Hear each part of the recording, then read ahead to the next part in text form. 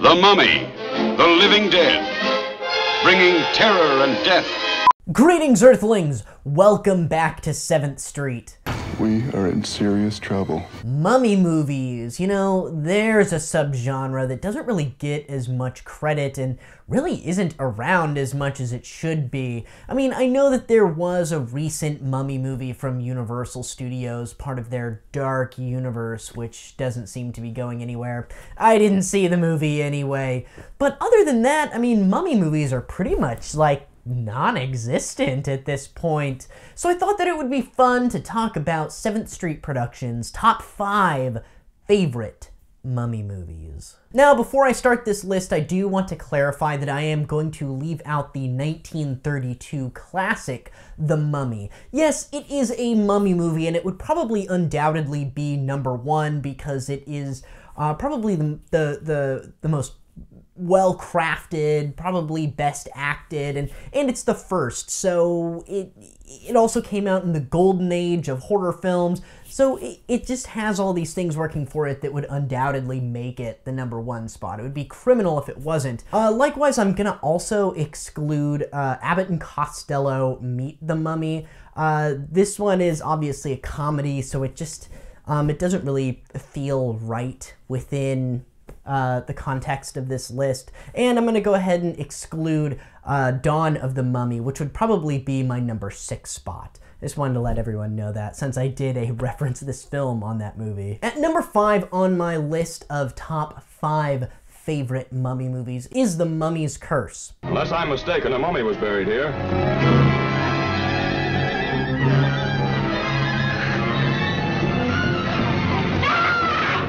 This movie comes at the end of the Universal cycle of Mummy films, ending in about the mid-1940s, I think 1945.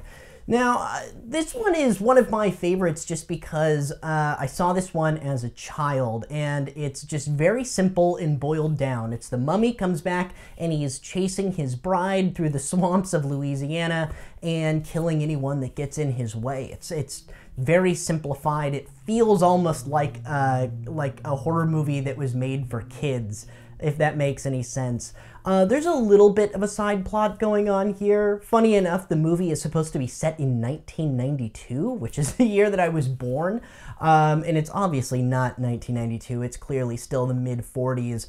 They're in Louisiana. In the previous film to this one, I believe The Mummy's Tomb, they find themselves in Louisiana, and the one that preceded this one and The Mummy's Curse really kind of work almost as one film, where at the end of the last film, the mummy and his bride walked into the swamp and ended up sinking in like some sinking sand together, which is a really dark ending. But this one has one of the coolest openings in, I think, all of the Universal monster films, with the bride as like a mummy, kind of zombie looking, rising up out of the swamp. It's a very chilling, almost disturbing visual, and that's not something you really get from those older Universal films. Usually it's more moody and gothic, but every now and then they would have something that seemed kind of grotesque and disturbing, and this is one that that really seems sort of disturbing to me and really kind of got me as a kid. But other than that, this one is just fun. It's Lon Chaney Jr. The mummy costume looks kind of cheap by this point because it's just a mask. It all just sort of adds to the charm of the movie. So yeah, The Mummy's Curse is number 5. Number 4 on my top 5 favorite Mummy films of all time is one that I know that I'm going to get a lot of flack here for, but I really do genuinely like this movie, non-ironically. I've loved this movie since I was a little kid, and it is The Mummy, 1999, starring Brendan Fraser and not starring Billy Zane. Right, Jeff Crenshaw? There's something out there. Something underneath that sand. They came to uncover its secrets. Mummies, my good son. This is where they made the mummies. Anyway, you know, I know that you guys are all familiar with this movie. It was really big when it came out in the late 90s. It spawned a couple of sequels in the early to mid 2000s. The sequel has The Rock in it, I believe, as the Scorpion King. These movies are just so much fun. They kind of remind me of like Indiana Jones with like a slight horror edge to them. I really liked this movie when I was a kid. I really liked Brendan Fraser in this movie when I was a kid. I thought the action was really cool. The effects were really cool. And it had certain elements that were horrific enough, I felt like with taking the guy's eyes and tongue, and whenever the mummy would like suck someone dry and leave them kind of like as this mangled corpse, it was effectively disturbing. It just had a little bit of everything to like a 9-year-old boy, you know? So this one definitely has to take somewhere in the top 5, and for me right now, it's number 4. Number 3 on my top 5 favorite mummies list is The Mummy, the Hammer Mummy. The Mummy, the living dead, bringing terror and death across 4,000 years. This is a fantastic movie, and I know that this one is one that takes a lot of people's number 1 spots. What I will say about this movie and why it's kind of in the middle of the pack here as far as my list goes is because I maybe saw this one a little bit too late. I had already seen the other Hammer mummy movies, and I had seen all the Universal mummy movies, and I was a little bit older by the time I got to this one, so there isn't really that nostalgia factor for me. And I know that a lot of people don't like to take nostalgia into consideration when they're making like their lists. They're trying to be objective, but you know, for me it has to factor into it. This isn't like a you know, one right answer sort of a thing. I mean, I definitely think that your like personal opinion and circumstances in which you saw the movie, I feel like that should all play into it. That being said, there's really nothing to actually complain about this movie. I mean, technically it should probably be higher on my list. It looks great. It sounds great. It's the first Mummy movie to be in delicious color. Christopher Lee is perfect as the Mummy. His physicality is great. If there's one thing that I would gripe about with this movie, it might be that it takes a little bit of time to get going. It's a little boring for a while, but by the time that you get to the end of the movie and you actually see like them shooting at it with shotguns and like kind of like these squibs going off on the Mummy, I mean, it's just great. The ending of this movie is fantastic.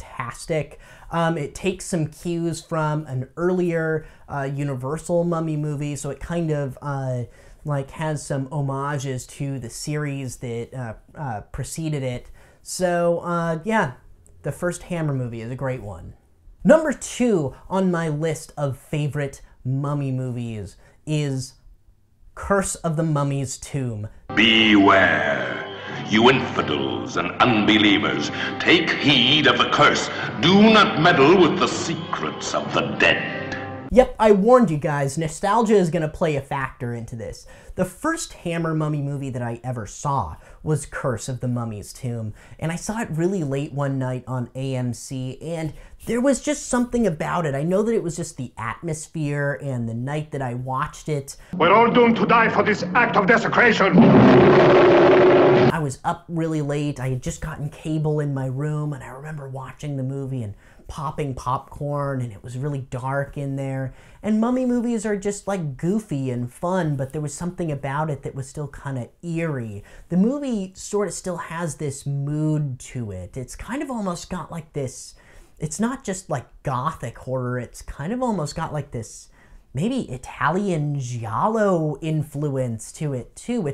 It's a really interesting visual film. This one also takes a little bit of time to get going, but once it does, it's really good. And I feel like the story that's unfolding before we get the mummy rampage is actually pretty interesting, what with going over his curse and some different strange things befalling the crew that's setting up this he's like this business owner. He has like this nightclub circus, and he's, you know, doing all this stuff with the mummy. And, you know, there's all these like tragedies that start falling upon the people before the mummy finally rises and takes his revenge on everyone. It's a fantastic movie. If you got a little bit of time, make sure that you check out Curse of the Mummy's Tomb. All right, and taking the #1 spot is The Mummy's Hand.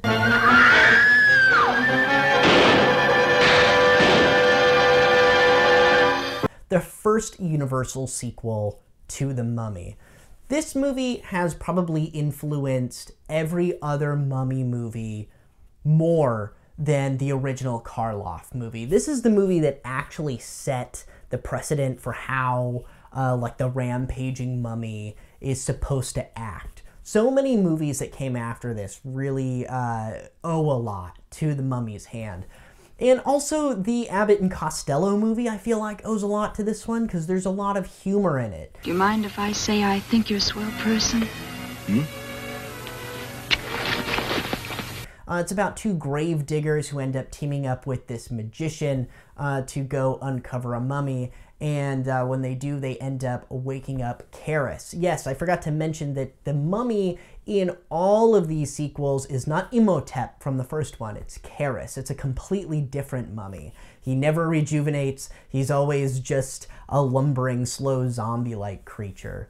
But this one, I feel like, has the most meat to it. You know, it's not recounting an earlier movie, which a lot of the other Universal films would do. If it was a sequel, they would take a lot of time showing you, like, what happened in the last movie. And this one doesn't have any of that. It just kind of gets right going. And it's 63 minutes or 64 minutes. But in any case, it's actually the longest of all the Mummy sequels. So when I say that it has a little bit more meat, I'm not joking. It's a couple of minutes longer, and it actually doesn't have to spend all this time trying to retell you what's happened up to this point. The movie is actually pretty funny, and it's got some good action. It's got this sort of like Indiana Jones style feel to it, which definitely influenced not just like the Hammer Mummy, but of course the Brendan Fraser Mummy. So I feel like all of, you know, like any mummy stuff that you see like in popular culture or anything like cartoons, it's really The Mummy's Hand that started that. So yeah, it's definitely like one of my favorites. It's definitely my go-to mummy movie, especially if I'm in the mood to watch like an old Universal one. All right, guys, that's it. I hope this was an all right episode. I hope you guys are all staying safe out there and just watching some good movies or some good YouTube. If you're looking for some extra movies to check out, you know that 7th Street Productions makes a bunch of original content. We have Jesus, I Was Evil, which was our last feature film that's available on Amazon and Vudu and a number of other places, I believe Xfinity. Please check that out. We also have Spunk's Not Dead, which is available on Amazon Prime for free. You can also check out If These Walls Could Talk and Three Flies in a Widow's Web, which is streaming for free right now, courtesy of Kings of Horror. If you don't have the time to devote to a feature-length, low-budget horror film, here on 7th Street Productions, we have a bunch of short horror films that we've produced and I've directed and written. So definitely check those out, guys. And if you have any more suggestions for future top 5s or future References Film episodes, make sure that you leave me a comment below. Until next time, guys.